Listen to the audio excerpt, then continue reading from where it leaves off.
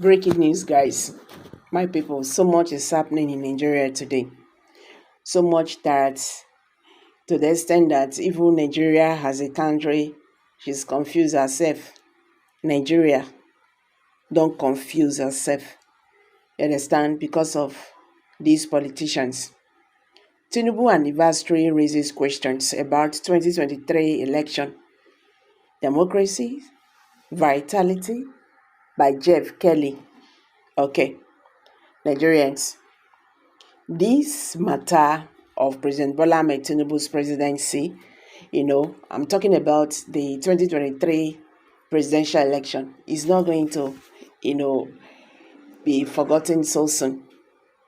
Yes, even if they said everything, the court have said they are through with it, then the question is Nigeria done with that?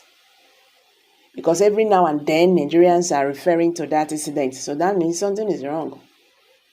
Something went wrong, and that was not addressed.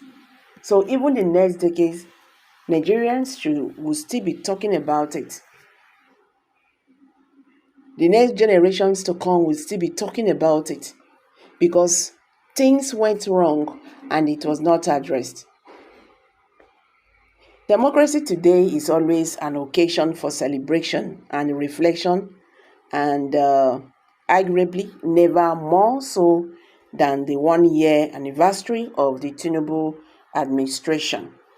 This is also because more than 80 countries, a group that contains about half the world's population, will go to the polls this year to decide the fate of their country's elected officials.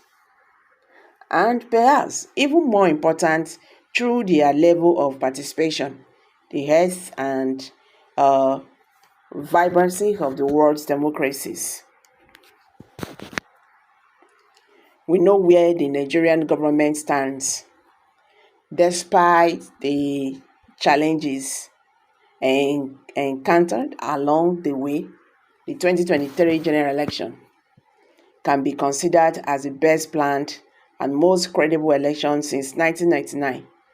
The Independent National Electoral Commission (INEC) wrote in the concluding sentences of its more than 500-page report. But despite the pre-election survey by Afromota that found 70% of respondents want a democracy, many Nigerians feel that their country has yet to experience an election where leadership is legitimately chosen by the people. While the Commission compared last year's election to the six that preceded it since the inception of the Fourth Republic a quarter century ago, it brushed past the 2023 context turnout. It was 27%. That is barely more than 1 in 4 registered votes who cast their votes. On the lowest figure globally since the end of World War II.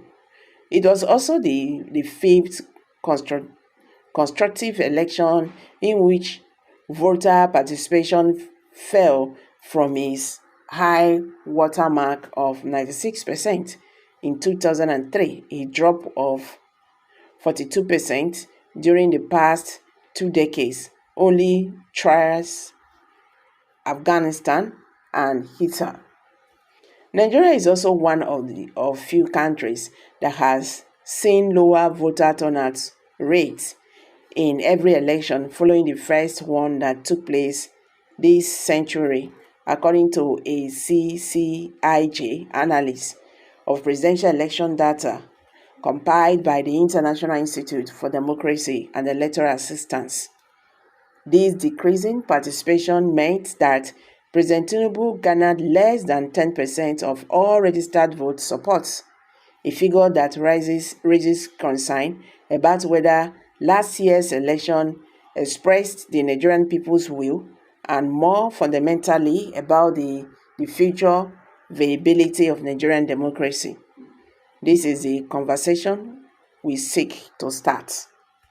Members of our West African Hub and our team at the Center for Collaborative Investigative Journalism, CCIG, have worked diligently for months on a series of stories that we intend to be the most comprehensive journalistic investigation of Nigerian election to date. Many Nigerians yearn for the opportunity to participate in a peaceful voting process where they can exercise their right to vote for leaders of their choice and witness the establishment of a national government that represents their rights, desires, and aspirations. But readers of those stories will learn about the allegation of often brutal vote suppression that occurred throughout the country and the potential violation of the nation's 2022 electoral law and the constitution that took place.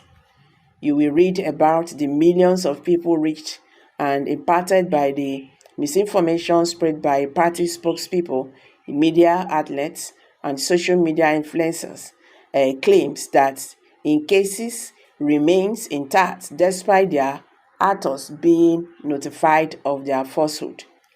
And you will learn about the storming result from our analysis of the result from the nation's nearly 177,000 polling units that we downloaded from the government website. To give you an example, more than 9,000 polling units, or more than 5%, had no results uploaded to the governmental portal figure. The government confirmed in their February report. In Anambra State, the figure was nearly 1 in 6 polling units, with no recorded results. On their own and collectively, those stories raise pointed questions about the legitimacy of last year's election, as well as the current status and future trajectory of democracy in Africa's most populous nation. We hold these discussions in many spaces. We will publish stories in more than a dozen news outlets inside the country and republish with media partners inside and outside of Nigeria. We will post information on our social media platforms and conduct conversations on X and other platforms like our virtual reality impressive space.